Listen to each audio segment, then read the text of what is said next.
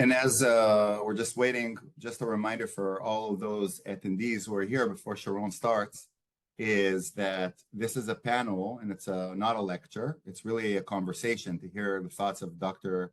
Tomer Persico. So the way that the attendees, the participants, can ask any questions or make any comments is through the Q&A. Sharon and myself will be monitoring these questions and incorporating them into the session. Okay, well, I believe we should be starting now.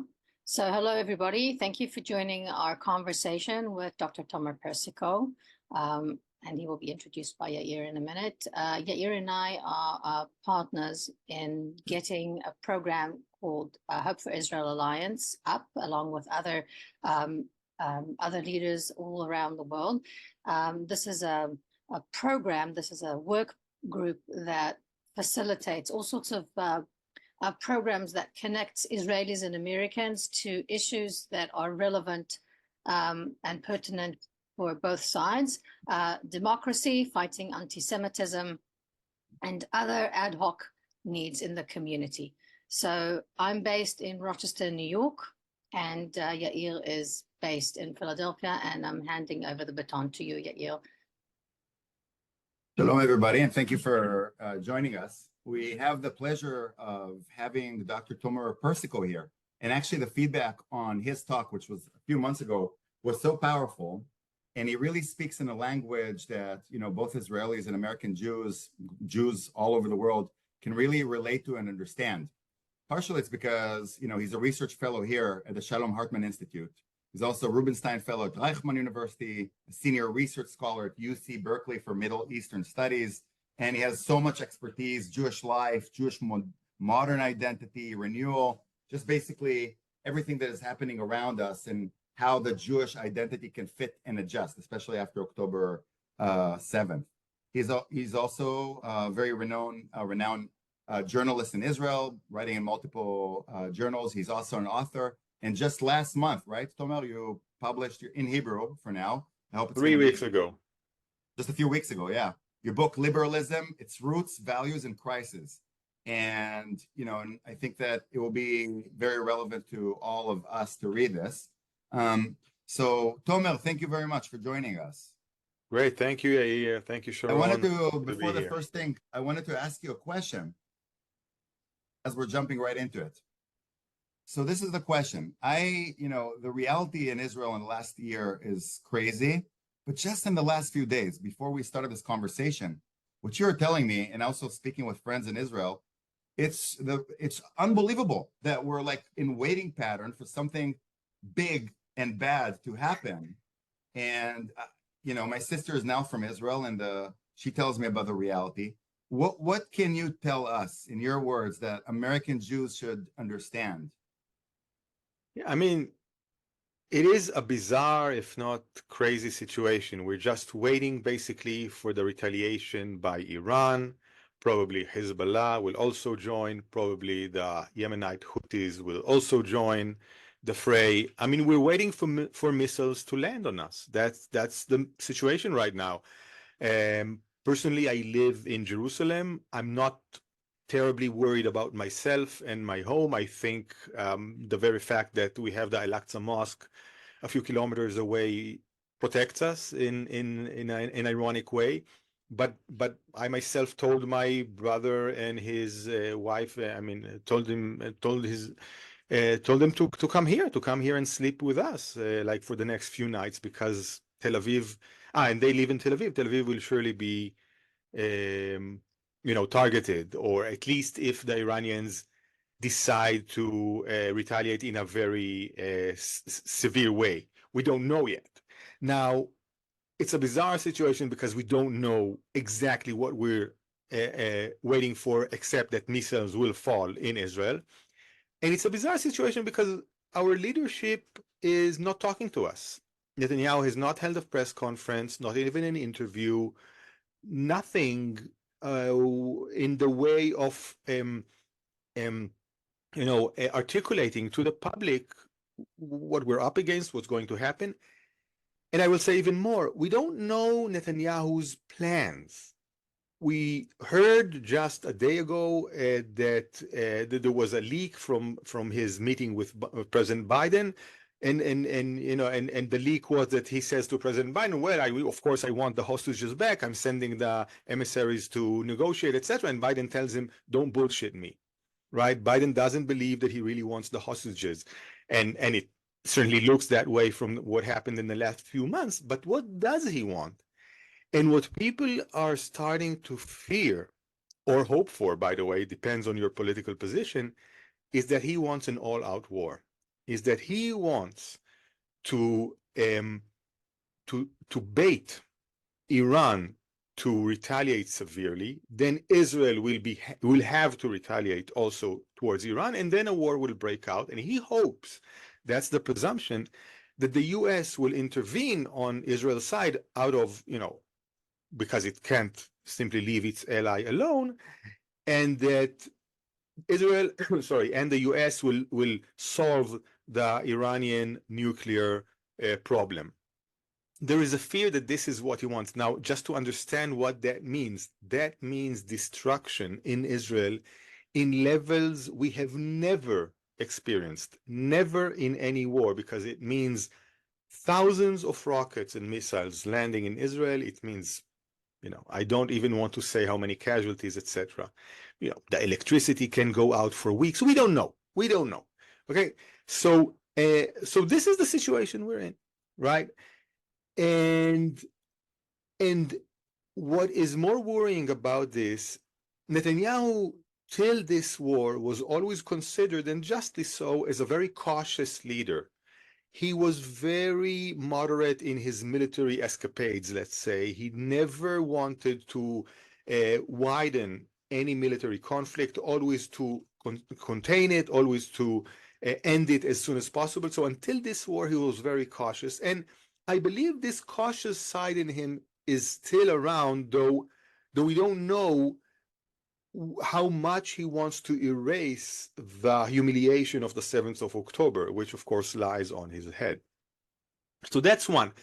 But Netanyahu's partners in government, except the ultra-Orthodox, Netanyahu's partners within religious Zionism are, of course, Bezalel Smotrich, Ben Gvir, two of the most extremist religious Zionist parties around. And so religious Zionism is represented in this coalition by only the extremists. There's the vast majority, or I wouldn't say vast, but certainly like 70% certainly of religious Zionists who are mainstream, liberal, right-wing, of course, but in general, liberal religious Zionists, they're not represented at all. And these fundamentalists certainly want an all-out war. For them, and you can hear their rabbis say so, this is a situation with messianic potential. They think, I think much along the lines of the evangelicals in the US, of course, simply with a different ending scenario, that this war can be, in a way, some sort of redemptive event in which Israel, by the hand of God, clobbers all its enemies, and they also use this opportunity to expand into the West Bank even more than they already have, right? And also into Gaza, and also, you know, reestablish the settlements in Gaza. So that's also what we are worried about.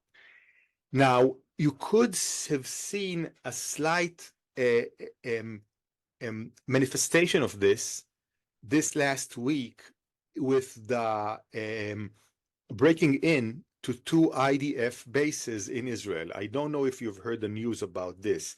The IDF internal judiciary is investigating a suspicion that soldiers in a intelligence device, an intelligence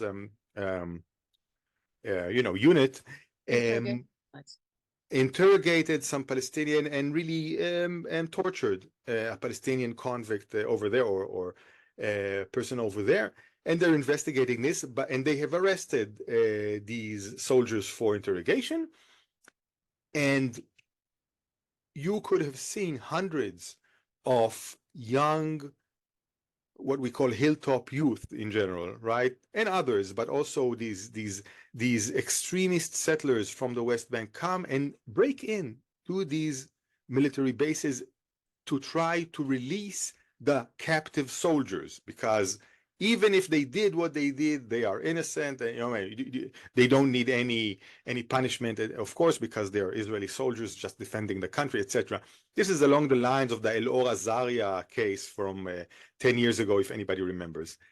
Anyway, the point is not only the breaking into these bases, but the fact that we are now a week afterwards, there are multiple video footage from that. Not one person was arrested by the police. And this tells us that the police that is controlled, or, at least formally by Itamar Ben-Gvir, he is the minister in charge of the police, has totally succumbed to their minister's power and authority, even though, of course, he has no say about investigations. This is a democracy, of course, but that's what has happened, and the police simply let these people do what they want inside military bases inside Israel, and that's, as I said, a little manifestation of the power of these fundamentalists in government right now. Dr. Persico, if Yeah. you don't, I just wanted to ask you something. So, Yair and I and other Israeli expats have been reading the news coming in from Israel, and most of this news doesn't necessarily go through the channels that many of our viewers are exposed to. Many of Jews in America and abroad don't get that news, and when it is received, it's usually by anti-Semitic media, anti-Semitic coverage that then kind of pushes it back on the Jews and in Israel. Here you see, this is what you're doing in Israel. This is what you're doing to people under your supervision, Yeah. under your authority. How would you suggest people abroad would get more information about that? But more, how does it affect them? Well, I mean, first of all, of course, you should read the English translations of Hebrew sites. I think Haaretz has a Hebrew edition, an English edition, sorry, which is excellent, as the newspaper is.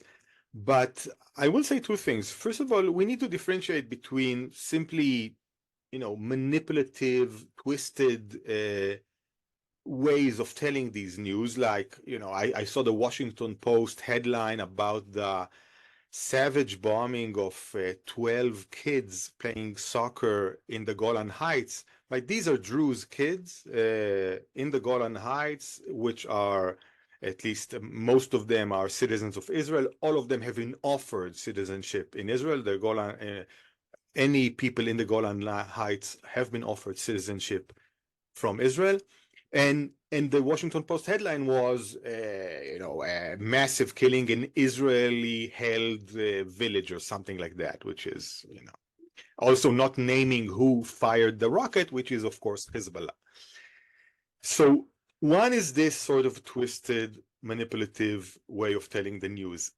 The other is a more problematic, I would say. It's perhaps less malicious, but more problematic, because sometimes the news is indeed terrible. I mean, what happened with what I just described, it was the breaking into two IDF bases.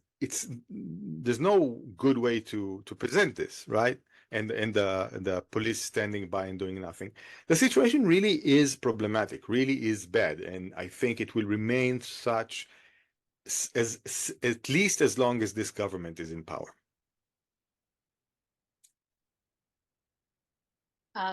Someone asked a very good question in the Q&A, and I'm going to build upon that.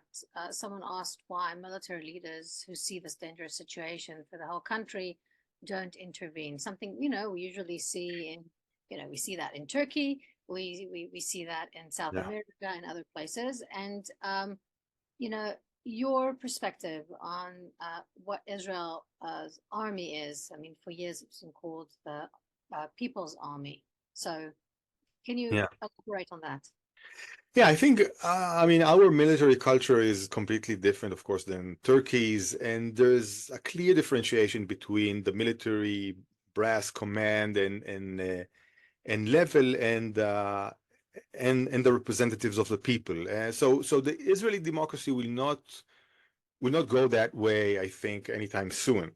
What is expected of army brass, and specifically high top commanders dealing with Netanyahu personally, at least the chief of staff, right, the Ramatkal, as we say, is to talk more to the public. And if they see that Netanyahu, for example, is intentionally thwarting a hostage deal, to say so.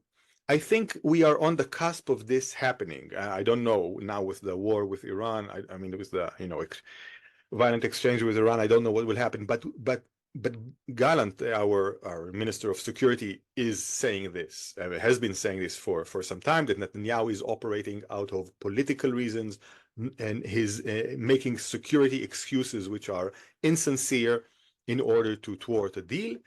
We have not yet heard this from the chief of staff, from the chief of the Shin Bet of our Secret Service, from the chief of the Mossad, our CIA, and perhaps there will come a time that they will have to speak. Of course, first we have to go through the up and coming exchange with Iran.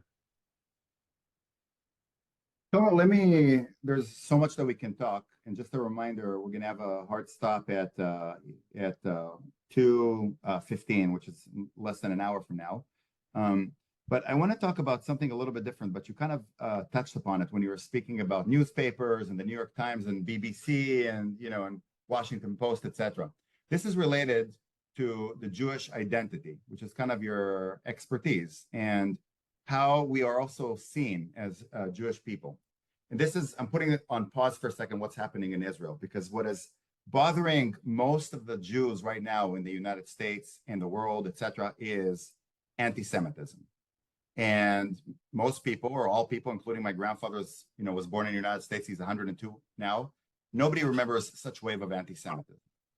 And, the question is this, and now I'm opening a bracket or parenthesis. This is not a political talk about the United States. This is not a partisan Republican Democrat. However, we can't ignore what is happening nonstop. Pretty much all of you are on different WhatsApp groups or whatever, and everybody is talking. The Democrats, Trump, Harris, Shapiro, all this nonstop. So this is the question. Many, many people feel that previously it was easier for them to make a choice of what to vote, Republican, Democrat, etc.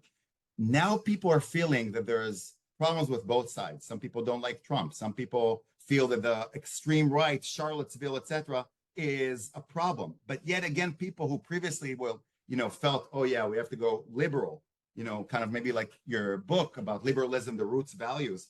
Yeah. They feel that liberal at this point, it's so much associated with progressive and woke and DEI. We had a whole talk about DEI a couple of weeks ago based on a huge incident that we had in Philadelphia.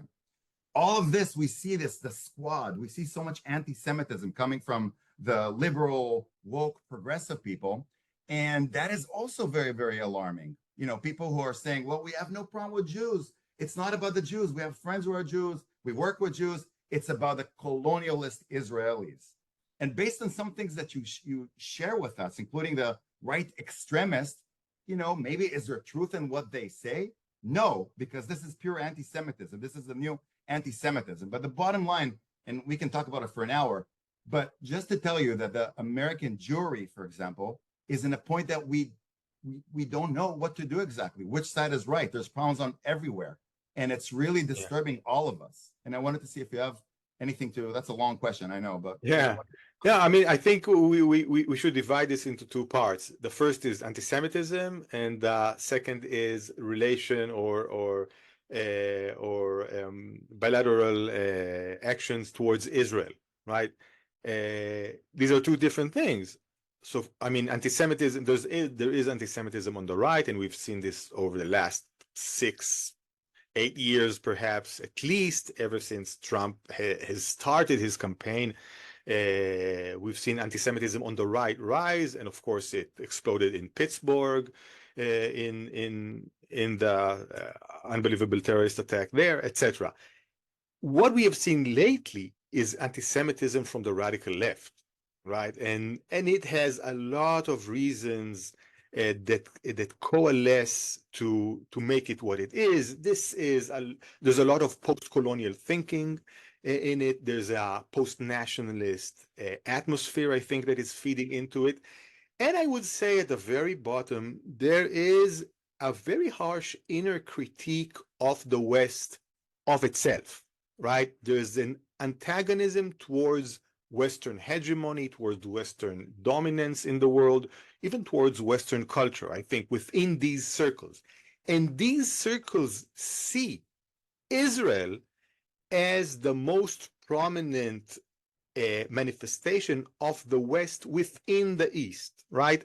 Of white colonialist power subjugating non-white, indigenous, etc. People. I think this is at the heart of it. Now, we need to see very clearly that the liberal left, not the radical left, the liberal left has been standing to the side of Israel all through this war. I mean, we've had in Israel visits by Macron from France, by Schulz from Germany, by Biden, of course. This, I think it's unprecedented that during a war, these leaders will come to support Israel, right? Now, of course, they have criticism of Israel, and I think some of it is founded specifically because of actions taken by Netanyahu and his government. But they are supporting Israel. On the radical left, we have people who undermine the very right of Israel's existence, yes. And I think the question then is, first of all, about this anti-Semitism, where does it come from? What shape is it taking right now? And we can elaborate about it. By the way, I wrote a few articles in English on this. You can share them later if you'd like. And then there's the question whether if we vote Democrat, these voices will feed into the Democrat policy in the Middle East. So that's two different questions. And so, I mean, obviously I'm not going to tell people how to vote, but I think this is the way to analyze this. I think that just as a follow-up question to this, and we had recently a guest in the last couple of weeks, Einat Wilf, and Yeah. one of the questions now in the QA is kind of the same thing, is that I mean, and it's not just important it's not, the importance is not only definition, but it would perhaps help the Jews in the United States and the world to know how to react. So what Einat Wilf and many others believe is that throughout the centuries, there's always been anti-Semitism. Sometimes it's more masked, sometimes it's unmasked, sometimes it's related to religion or ethnic or cultural.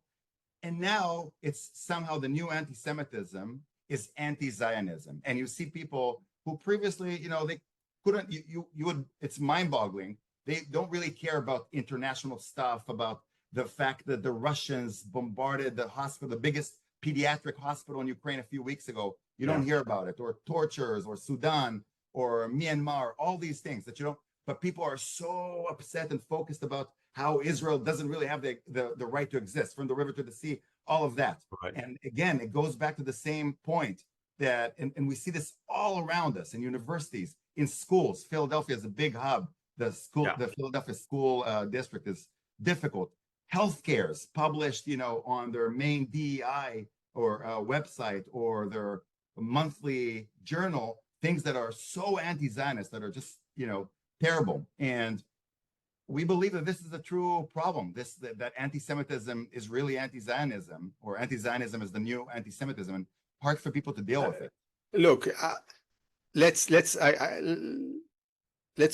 go to the basics, okay? Anti-Semitism basically I would say, is not only hatred of Jews, it is identifying Jews with the most malevolent force in the world. They are the greatest sinners, the most despicable evil in the world. So they can be the Christ killers, they can use children for ritualistic sacrifice, they can be the harshest imperialist or capitalists, and they can be communists, totalitarian communists, etc. Whatever you want, whatever is worrying for you at that moment, whatever the force is that you think is the most evil in the world, that's how you portray the Jews.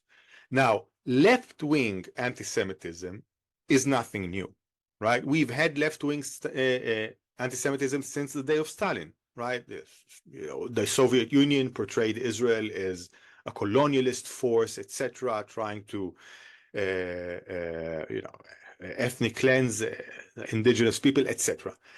But what we have today is, I think, is rightly called a new anti-Semitism. Anti-Semitism has mutated in a specific way in the radical left today. And what makes anti-Semitism new, this anti-Semitism new, is the fact that it sees Jews not as the other, not as the pariah people on the periphery of our civilization, trying to get in, trying to defile us, to manipulate us, to control us, the Christians, us, the civilized world, right? They are not trying to defile the superior race, etc. This time, they are the emblematic Westerners. They are the essence of the West, right? Sorry. So they're not foreigners, they are the roots of the West. But since for many in these academic circles, learning about, studying colonialist theories, studying post-nationalism, studying radical, Marxism, etc., for them, the West is the biggest evil in the world, right? The West, Western dominance, Western colonialism, Western imperialism, capitalism, that's the worst thing you can ever find in existence. And so the Jews, of course, portray this. Now, some of it is true. Judaism is at the roots of Western culture. That's true. Among other things.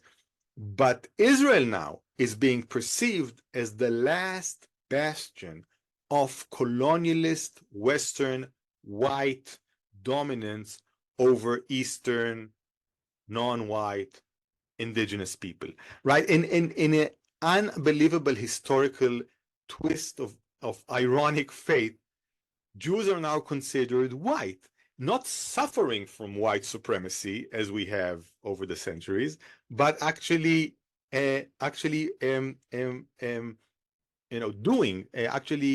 presenting white supremacy and subjugating others to our, as it were, white supremacist actions.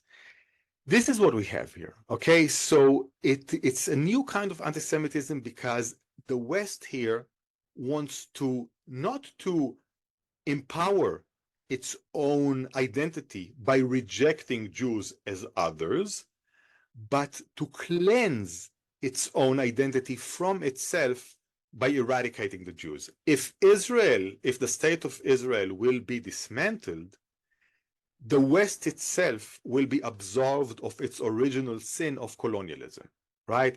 And even of its very Westernness, right? If we can tackle Israel as, as again, the most explicit demonstration of Western power, etc., the West will be able to redeem and cleanse itself of its own Western dominant character. I think that's what's here. That's what's happening here. Now, again, we need to remember these people, this is a minority of the population, obviously a minute minority, even within universities. Not everyone thinks that way. This is the radical edge of the humanities. But I'm not going to deny that they are influential and they have a cultural capital, which they use. So again, this is something to be contended with. This is something to worry about. But I think this is the framework that we must understand this through. I think that it is quite ironic that those who are most loud and vocal about Israel's colonialism and are the most who benefit from the Western world and the culture. They are entitled. But this is it. This is why they are so self-conscious and have this is why it sits on them so hard. They want to absolve themselves of their original sin, and they have found out that no matter how many times they they perform land acknowledgements before meetings, etc., that's not enough. Only the sacrifice of Israel will be able to absolve them of their original colonialist sin.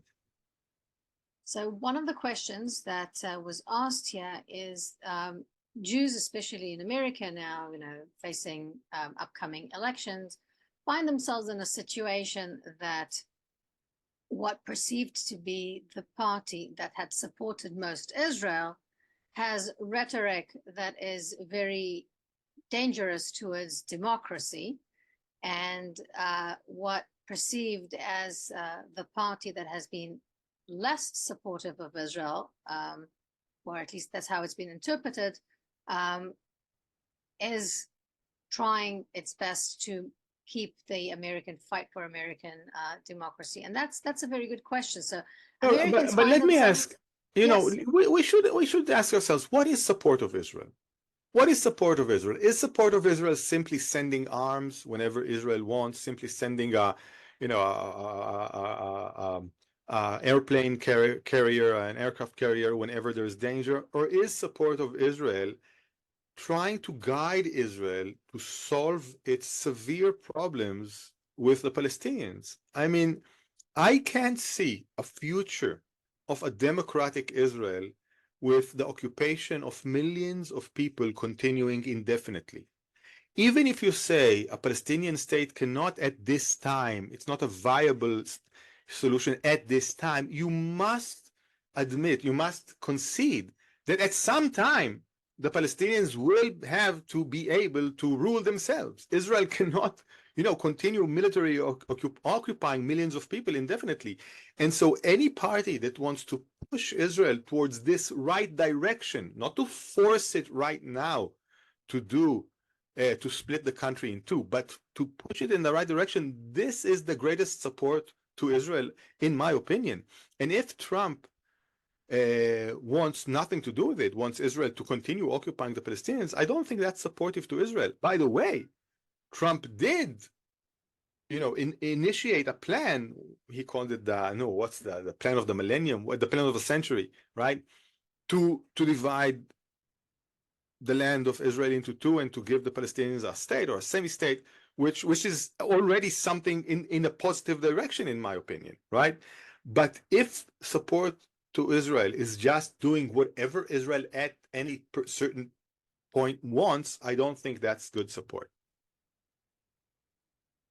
I think I'll just comment on what you said, because it's there's many opinions about this, but we live in the United States, and I think that and this is more a conversation. Like I said, we really didn't prepare questions. This is a conversation, and we're all trying to be very present. Many of the American Jews, for example, were very upset when Netanyahu came. Why? And I'll tell you why. Not because his presence. The way that many American Jews, and that's a very logical thought, is that there is a democracy in Israel. Let them figure it out. We, the Americans, especially in a time of war, should not get involved in the democracy in Israel, in their proper elections, etc. They have decided, Israelis have decided who's going to be their leader.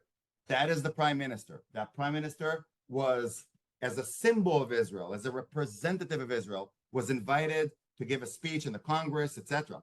The fact that many Democrats, for example, decided not to honor him by their presence is, in a way, according to many people, it's a problem with their attitude towards Israel, because he is, like it or not, it doesn't matter what you think about Netanyahu, he is the elected leader of Israel.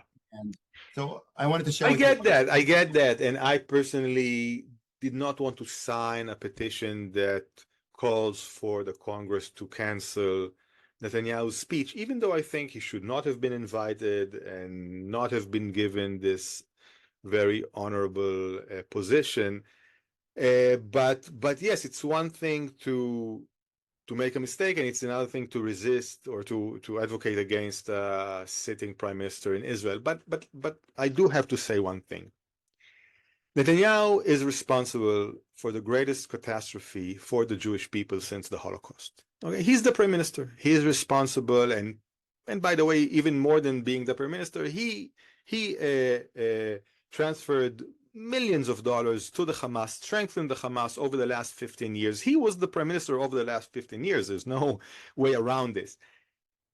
At this point in time, 10 months after the beginning of the war, if we were in the era of the Yom Kippur War, Prime Minister Golda Meir would have resigned 4 months ago. Okay?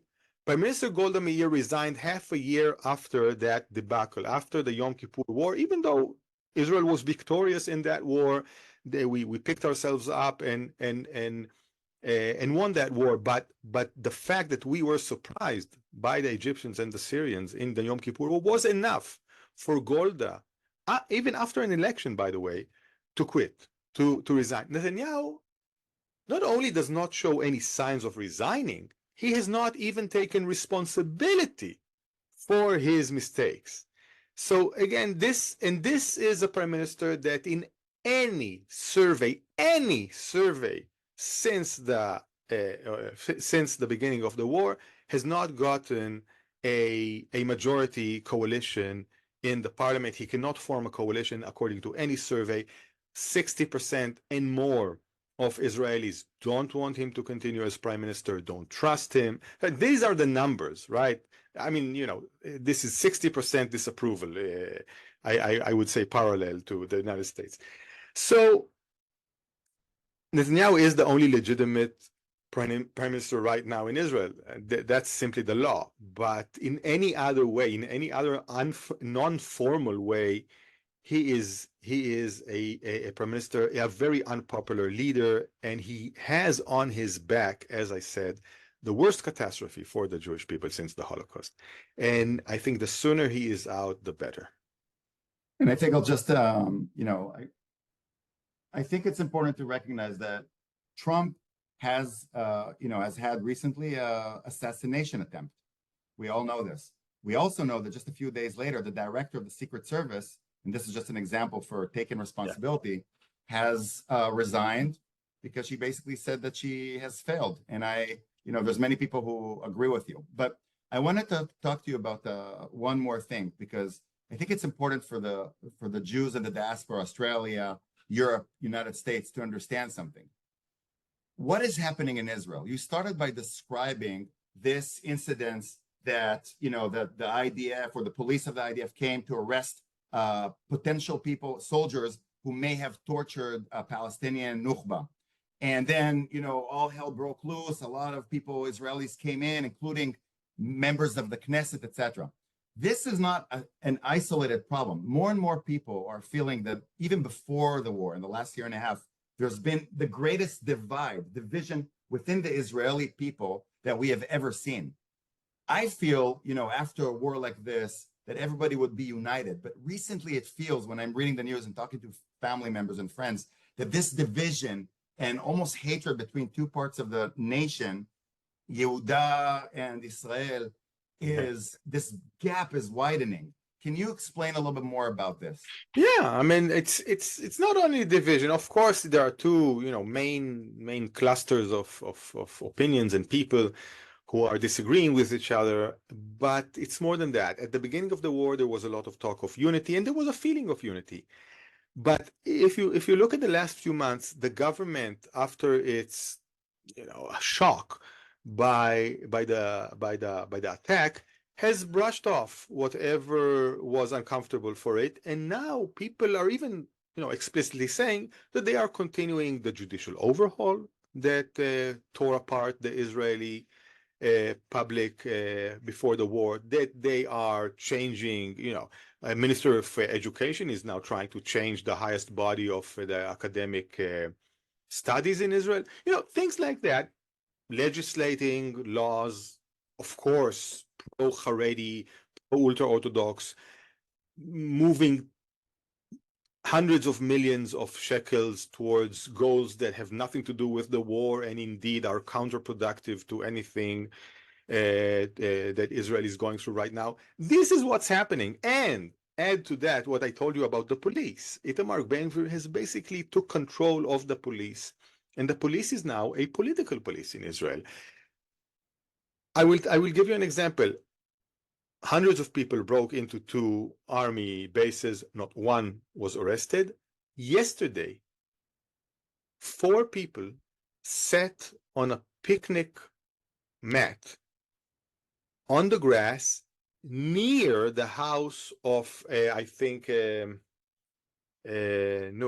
was the chairman of the Knesset, Edelstein, right? Yuli Edelstein. Yeah, Yuli Edelstein, exactly. They sat in a picnic and they had shirts. They had, anti-government shirts, etc. Of these people, 4 were arrested, right? This is the situation. They were, taken to custody, then released, but because of course they didn't do anything wrong. But this is how political the police in Israel has become. We are in a dire situation in which the government, led by Netanyahu, who is, I think, right now totally cynical about his way to evade trial, etc., and in partnership with fundamentalist religious Jews that have a completely anti-democratic and anti-liberal agenda. This government is using the war, using the crisis that we are in to consolidate power and to act against their opposition.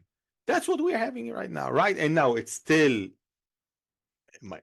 minor incidents, but there's legislation and there's talk about continuing the judicial overhaul.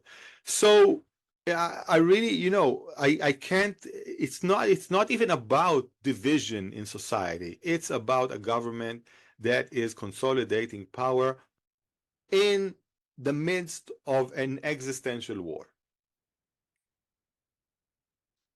One of the things that I think people don't understand. So there are I have 2 questions, and some of it is mine, some of it comes from some of the questions that are brought up in our Q&A. And I think one connects to the other one way or another. So my question is, I think people here abroad don't understand the parliamentary system in Israel, and that we have a coalition that doesn't necessarily reflect the society. Now, this is words that I'm putting in, but the system is done differently than how it is in Europe and how it is in America. And if you could just elaborate about who are our coalition partners, I think maybe people don't understand kind of the ratio, but I know it's kind of out of your specific realm. But, Jews abroad are thinking, okay, we are pro-Israel.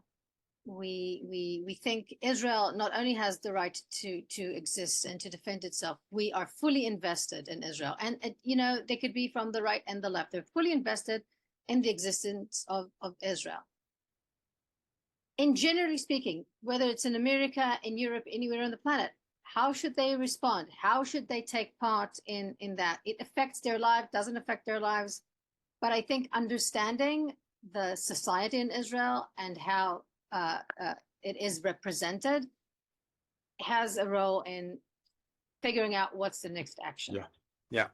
So just a quick rundown on our parliamentary process. First of all, our president is simply a symbolic figure, not elected by the public, but elected by the parliament. And we have only one parliamentary body, no Senate and House and etc. Just one parliamentary body.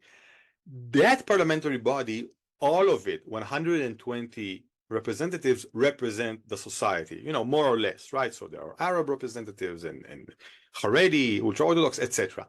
Out of that 120, 61 or more can form a coalition, a government. The government selects the prime minister. Okay, that's how it works. So right now we have a 64 representative strong coalition, but they have in electoral votes they have actually won by only a few tens of thousand people, and because of different reasons that I won't go into, they are right now the coalition represents, except for the Likud, which once was a liberal party, but now liberal not in the sense of progressive, in the sense of liberal order, rights-based, limited government, etc. Once was a liberal party, now is a populist party with some anti-liberal elements. It's just the Likud and the fundamentalist religious Jews, the ultra-Orthodox and the extreme religious Zionists. So that's what we have. They certainly do not represent the whole of Israel. They represent a minority of Israel, right? Again, they have a coalition, fair and square, but they don't represent the entire secular bloc. They don't represent the liberals in Israel.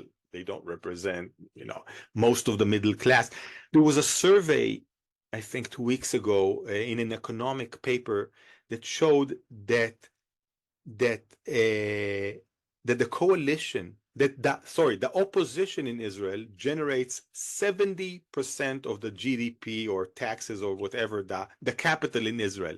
And the coalition right now generates only 30% of Israel's economy or whatever. I don't know exactly what the figure was, but that's because these are mostly ultra-Orthodox who, some of them don't work at all, study Torah all day, and some of them work in very low wages jobs. They are the fundamentalist religious Zionists. Again, these are not high-tech people, not industry people, and the Likud, which saves them a little bit, but not too much. But understand that this is what we have right now in Israel.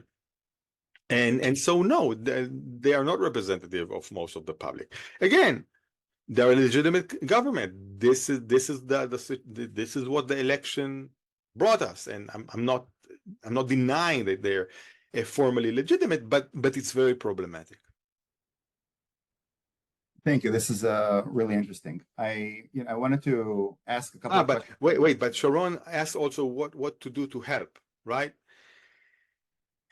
I think, okay, this is my opinion. This is I'm coming out of my political position, but I think first of all, what diaspora Jews need to understand is that the most dangerous elements today in Israeli society are the religious Zionist fundamentalists, not the whole of religious Zionist public, not the most of religious Zionist public, but the fundamentalists represented today by the two parties that Smotrich and Ben Gvir head.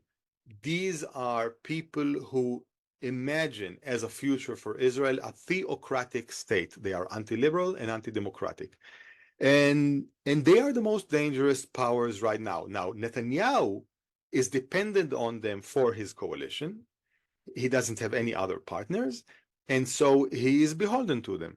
And also perhaps has dreams of some unbelievable a military victory himself. I don't know, as we said in the beginning, but that's the situation. So, and I would say the most important thing for diaspora Jews is to say explicitly, these people are not wanted, they are illegitimate, or they are disgraceful as representative of Judaism, and we simply reject their form of Judaism and what they bring. By the way, this has been done before the war. Smotrich and Ben Gvir were almost not accepted by any Jewish community across the diaspora, this is exactly what I would say is necessary. So emphasizing that, I think, is necessary in the weeks, months, years ahead. So a follow-up question to that, because I'll just push back and I'll say this is your opinion, and your opinion is shared by many. But again, going back to the American Jewry, I live in the greater Philadelphia and I work with many Jews. Sharon lives in Rochester, New York, and she works with many people. And there's a lot of different opinions. But a big prevailing opinion that we cannot ignore or attack is, for example, AIPAC or many other Jewish organizations. That is, again, we are supporting of Israel, and we should not get involved with the democratic process, etc. This is, we're here, they're there. We don't pay taxes. We don't serve in the army. Let them figure out. And we are here to support Israel no matter what. So with that, the question of Joel, for example, was going back to anti-Semitism. And the anti-Semitism is mostly on the left. It sounds like what you say is that if we, global Jewry, will oppose Netanyahu and eventually the government will be exchanged, that's one way. But in the meantime, when we see this coming from universities, from hospitals, from people, professors who are keeping on, posting lies that the IDF are raping Palestinian women, and October 7th never happened. There was never Hamas raping any. When we see this anti-Semitism burning and spreading like a terrible wave from the left, how should we respond to this as global Jews? But again, these are two different questions. Obviously, we should oppose such anti-Semitism. Obviously, we should try to, stand on the side of truth and justice in a very simple way. Obviously, we should not go along or be silent about these things. That's one question. The other question is whether we should support Israeli government no matter what. I think Chuck Schumer was right in saying Netanyahu does not have the best interests of Israel in his mind right now. And I think this has to be said. It has to be underlined. I think it's the truth. And I think we are in a different situation than we were ever before. We have a prime minister that is indicted in 3 different cases of bribe, breach of trust, etc. We have a government that has inside it religious fundamentalists that have been given the highest echelons of Israeli ministership. We have the Minister of Finance is Bezalel Smotrich. And so it's not only Israel democracy doing its thing. These are forces that are anti-democratic that are now in power in Israel, right? And so I'm not saying, boycott Israel, obviously, but I'm saying, is it possible to have an opinion about this and to express that opinion? I think yes. I think it's mandatory. You can't be silent. We are in a very bad situation. We are in a very bad situation right now. And I don't know how worse it will get before it gets better, before we have another government. And and I don't want to say more, but the situation is very dire. I think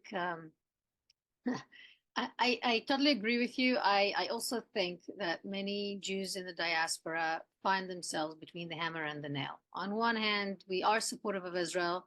We care for it. We'll do whatever we can to keep it safe. And it's not easy for us to criticize the government. It's something that, diaspora Jews have tried as a community at large to avoid at all cost. And on the other hand, things are done in the name of Jews, in the name of Jews, as Israel is doing things that people may find very challenging to address. And so people are continuing to ask, okay, what can we do? And I think one of the things that I always say to people, regardless of my political opinions, is read more about what's going on in Israel, be informed, be updated, and engage in these conversations and in your community. Also, that we also noticed that, especially in North America and in the US, while in December there was a huge rally that was organized in Washington, D.C., of about 500,000 people participating from Jewish community all over America and even from Canada, coming to DC and demonstrating in support of Israel. Prime Minister Netanyahu was in DC last week, and you didn't see those communities coming down or coming up to DC from wherever they are supporting him. There wasn't any rallies specifically Right. outside the Congress supporting Netanyahu, because more and more people in the Jewish community, more and more communities have a more profound understanding. And this is one of the things that can be done, just be, non-supportive by just not acting upon the visit. But let me Yes. say another thing. You said Israel is acting in the name of Jews, etc. I think we have to understand that it's more than that. Israel is acting in the name of Judaism also, okay? Any Jew across the world should be worried because should be worried about acts that Israel is doing not only in the name of the Jewish people in Israel or the Jewish people at all, but in the name of Judaism, all right? What is happening? I mean, if Israel, whatever Israel is doing in this war, and I don't think, by the way, that obviously there's no genocide in Gaza, this is just blood libel and anything like that, but whatever Israel is doing in the war and whatever Israel is doing in its parliamentary system, in its judicial system, when it's done by this government, is done in the name of Judaism, right? Because, we have to empower Jewish values and we have to fight liberalism because it's anti-Jewish, etc. Whatever happens here will color the face of Judaism over and across the whole world. And any Jew will be influenced by this.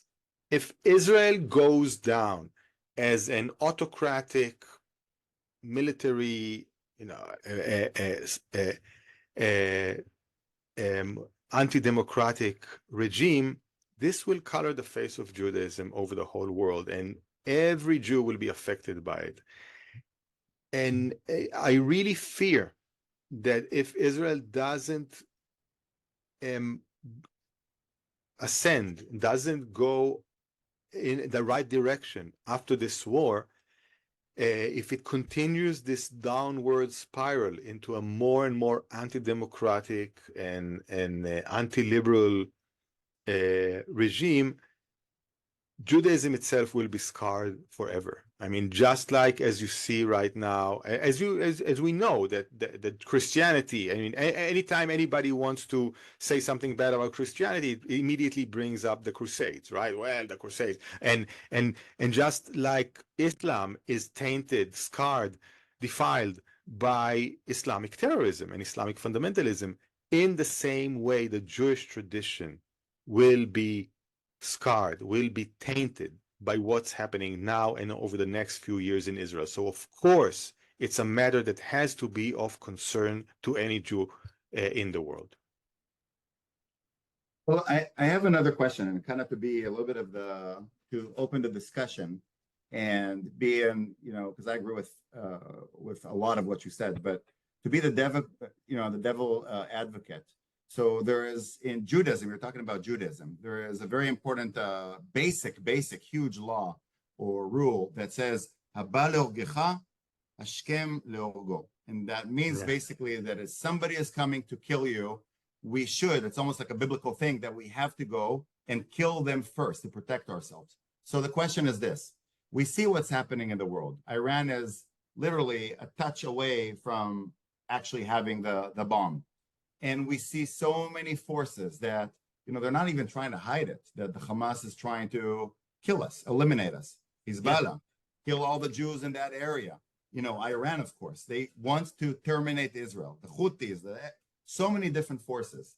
And many people would say, well, this is the time to be, to fight back. And, on one hand, you have the Ben Gvir, Smotrich, that have their religious fundamentalist dream of having this this whole theocratical. But there's some people who truly believe that we should fight back in order to sustain Israel, because it's impossible. What will happen when they get the bomb? Look, the problem is that we do really have very vicious and evil enemies. That's absolutely true. Iran is a fundamentalist Islamic Shiite regime who wants to terminate Israel. Hezbollah, same. Hamas, also. all that is true. And this is, this is the problem, that really we're in a tight spot. The question is, what do we do? Is it really feasible? I understand people who say, okay, there's no choice but to fight all these, different forces and just beat them up. My question is that feasible? Does Israel have the strategic depth and the demographic resilience to withstand a war with Iran that can last for months, if not years? Remember that the Iran-Iraq war lasted for 8 years, with rockets flying into Israel every day, with bombs going off, with Hezbollah showering us from the north, right? Does Israel actually have the power to withstand that for weeks or months or years? Are we serious about this? I think we need to be realistic. I mean, the dangers are real. One of the ways in which the international community wanted to mitigate those dangers with Iran, for example, was the Iran nuclear deal, which was supposed to delay any advance in the Iraq nuclear program for 15 years. Now, Netanyahu convinced Trump to withdraw from that deal, and now Iran is, a few weeks or months away from the first nuclear head it has, right? This is the situation. So the question is not only the problem, but how to tackle the problem. Can we really conceive of Israel simply beating up Iran, simply destroying the Iran nuclear program itself, right? And not in getting involved in a war of fruition, how is it pronounced? Fruition, sorry. In a war that basically will dilute and tap on Israel's strength, on Israel's economy for years. I mean, is it feasible that Israel is such a small country? Rockets can cover it very easily. Is it feasible for Israel, for the Israeli public now to cower in its home, to perhaps have electricity cut off, perhaps, not to be able to work in a normal way, not to be able to plan anything, which is, by the way, the situation right now in Israel, right? You can't plan anything, right? Because are we able to withstand that for years? Because this is what these people are offering us. And unless there's some miracle in Israel in 1 week, the 6-day war scenario again, I don't think that will happen, right? So I really think we need to come to terms with our own fragility and the limits of our power. I don't think Israel can be victorious over Hezbollah and Iran and the Houthis, right? In a week or a few weeks or a few months. Remember, please, we are fighting for 10 months, our weakest enemy, Hamas in Gaza. And I'm not saying we're not winning, but it's not like Hamas has disappeared from Gaza, right? And this is 10 months after the beginning of the war, right? I think that's not the way. So someone asked in the Q&A, looking at Iran, whether we can separate the Iranian people from the Iranian government, and I'm directing that question to about Israel. Can we separate the government from the people? And also in Israel, and that's a huge challenge. So I'm constantly kind of tying it back to the Jews' role outside of Israel. In Israel, those who support Israeli democracy, liberalism, and the spirit of the values of how this country was established, its declaration of independence, are doing the much as they can on their end, on your end in Israel. In America and abroad, we're challenged, okay, with whatever we do. If we criticize Israel, it's going to backlash and will be used by anti-Semites. of course, there are ways of tackling that within the community. I have, like, what would you suggest, or more than that, what kind of conversations do you hear from your colleagues abroad? Well, for your first question, I think, of course, we can differentiate between the government of Iran or Israel and their peoples. I think both governments are very unpopular, at least what we know in terms of demographics, etc. in Iran. The regime is not loved. I mean, we've had a few rounds of uprisings in Iran over the last decade, right? People are not loving their theocracy there. And as I said in Israel, every survey shows that this government does not enjoy a majority in the public. In terms of what to do, I don't see what value there is in hiding from the truth or hiding the truth. If Israel should be criticized, I think it's okay to criticize it. I don't think it will give the anti-Semites ammunition, because they don't need the truth for ammunition. They have their lies to spread around. It doesn't matter. Also, anti-Semites, the very core of anti-Semites, they're not my partners in dialogue. I don't have any dialogue with them, and I'm not going to convince them even if I would have dialogue with them. They're anti-Semites. That's what they do, okay? They hate Jews. I want to convince the liberals, the progressives, the conservatives. I want to convince normal thinking people of different opinions that Israel has a right to exist and that Israel is on the right path towards some sort of arrangement with the Palestinians, some sort of solution for its internal problems, right? This is my job. And this is, I think, the job of diaspora Jews, not to, hide away truths about Israel, but to confront reality, which is sometimes not comfortable, but does not in any way disqualify Israel's very simple right to exist. I think this is our job, to stand by the very core values and to criticize when criticism is valid, and to defend Israel when that's valid, and that's most of the time valid, right? I think you're making great points, but again, I think that the concerns of Joel, for example, in his question, and myself as well, when I see, for example, what happened when Netanyahu came in the last couple of weeks. So it was interesting to see, because obviously there are a huge amount of pro-Palestinians, JVP, all people who are saying how horrible Israel is and Netanyahu is a murderer, etc. But at the same time, I know personally of one of the leaders against Jews who loves Israel, the most Zionist person, who hates the government, who is also opposing Netanyahu, and his message, or their messages, even the signs, were kind of very confusing, that they were basically opposing Netanyahu, opposing Ben Gvir and Smotrich that are, fundamentalists and da. The message is not that different in many people's opinion, who don't understand thoroughly the situation. So Okay. I'm not asking a question, it's just highlighting an issue, that a problem. Yeah. It's not so simple as like, okay, we oppose Netanyahu and Netanyahu is horrible, because it's a much more complicated reality, unfortunately. Look, The last nothing is question- simple. Yeah.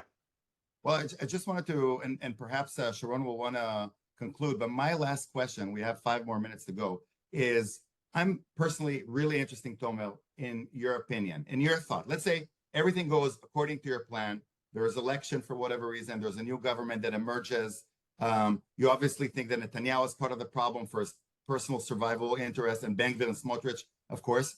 In the best case scenario, that the government is changing, reflects more the people, what is the best case scenario in Israel, in Iran, in the Hamas, like moving forward 5-10 years from now? 5-10 years. I mean, first of all, we need a new government. It will probably be a wider government, more members of parliament. It will, encompass the Zionist left to the center right, or right, Zionist right, not the Likud, but others, and it will probably, tilt right, because most of Israelis are right-winged right now.